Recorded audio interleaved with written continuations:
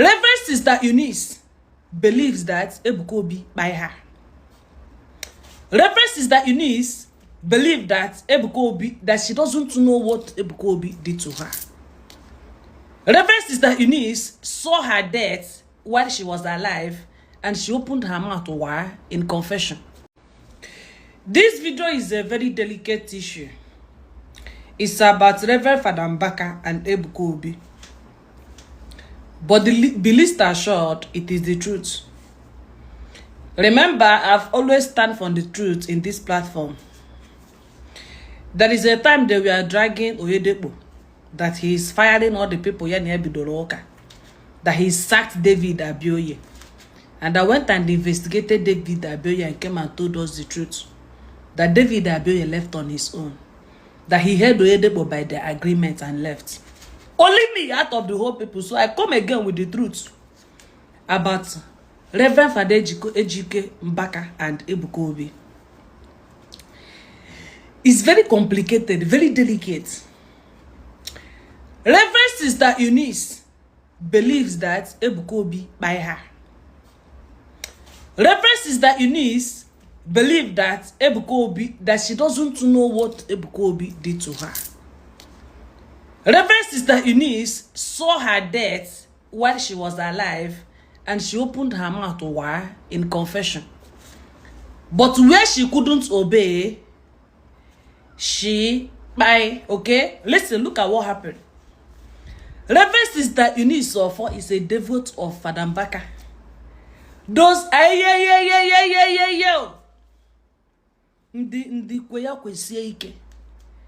you don't know adoration until you know Reverend Sister Eunice. She's that active. She's in Obu adoration on Bakanisi. She's that kind of devote. Very radical. As a matter of fact, one year why no chompuru nkafo, one year Eunice, one Reverend Sister Eunice no chompuru nkafo. Obolu 1 year we jemite Fada Mbaka say abiko. Fada Mbaka beru 1 year, beseru 1 year, bere ahode ya. 1 year turi me mu. But along the line, I'm not call because of the noise. I don't know what happened. Unfortunately, Sister Eunice is not here for me to poke her mouth, because if I caught her a few months ago, I could have poked her mouth very well to understand. Because Nigeria emegondi ba yaro. Any baladaram emegondi ba yaro. Otutu otabo. I remember that church we were attending that year. Very popular church. Ndi ni na-eje ebe ahụ na-eme ka ndị ara. Ha na-akwa uniform. Anyị na ebe ahụ na-ekpebere agwa na akwa black ha dị n'ọta ha ka eji kpoo ndị nọ na this church. Before we departed, did we make it? No. Do you understand? Njehari egbugo ndị be anyị. Njehari egbugo ndị be anyị. Along the line, Reverend Sister Eunice left adoration under Fada Mbaka. You left such option and fall back to Ebuka obi. And she became active. Of course, rumors has it that now she badmouthed Fada Mbaka. She said all sorts of things, you understand, in order to prove her devotion to the newfound church or newfound Christ. I don't know the difference between the Jesus Christ of adoration and Jesus.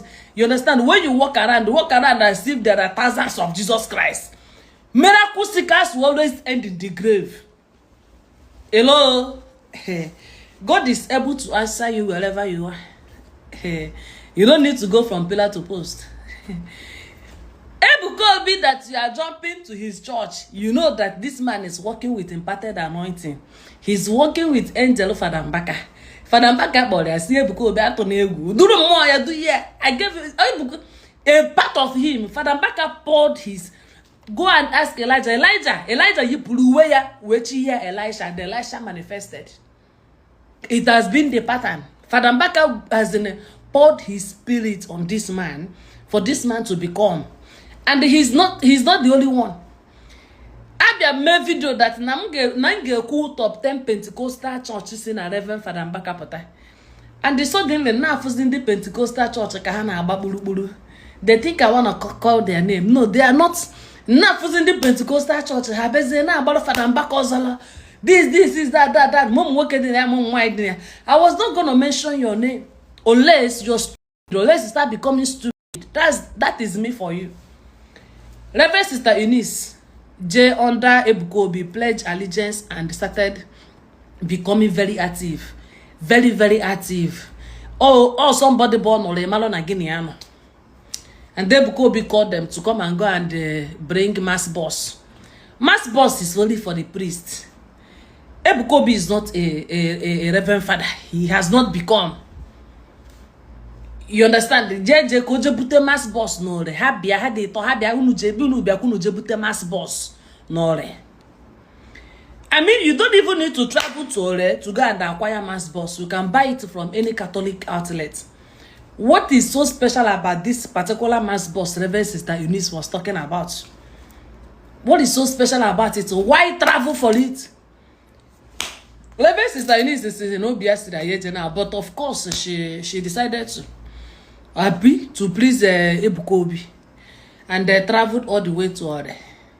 We jebute mass boss, we by the river Ebuka Obi, and the Reverend Sister Eunice, you know, she has been curious all the way hand on us. Hamali fed the name that mass boss undi fatana. It belongs to Reverend Fathers alone.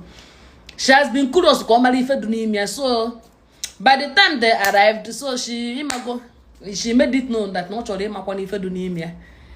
You understand? According to her, Ebuka Obi shunned her like onto who you be for the fame. Do you understand that kind of thing?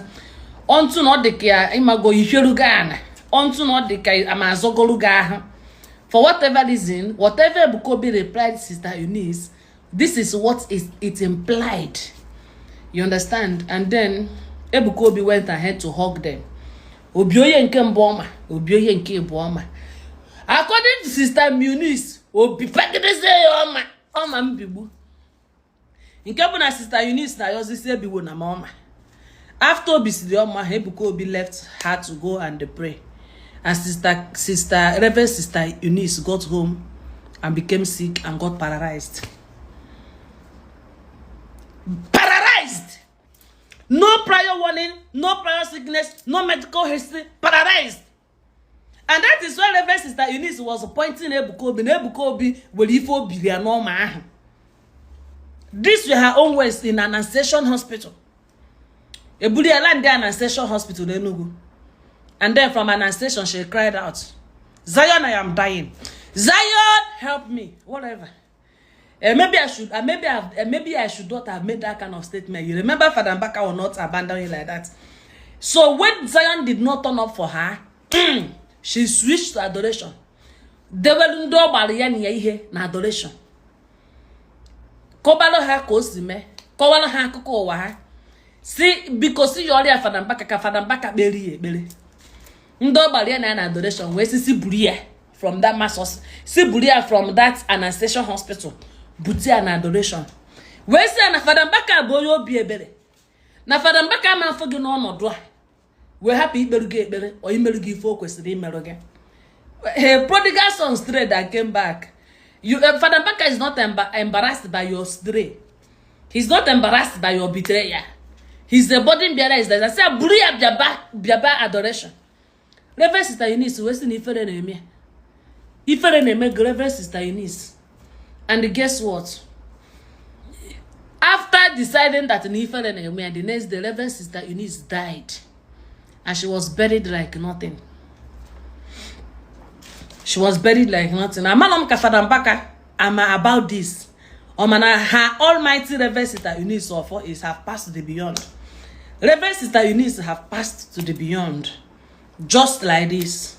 Yes, in the time of Eunice, she was speaking greatly against Ebuka Obi, confessing seriously normally for normal. I don't believe that the hog killed her. I believe that wandering killed her. Ebi no Eunice Ejike. Hey, if you want to go to my descendant, to my offspring. Ebi no Eunice Ejike. And be careful who you badmouth. Listen, I left Unice and I left Dominion City. Have you seen me speaking against these churches? Jiruchegi, because this is the short story of Reverend Sister Eunice. That even 50 kobo, Eunice is even at the point of death. Even 50 kobo from Ebuka Obi, she did not receive. And then from adoration ministry in Kebakotarazu, oh yeah, come and apologize and obtain your inheritance. No way. And that is how she died. And they buried in the most inhuman way. She was buried, not buried in an honorable way. Afamobuchu we fetch him zuru.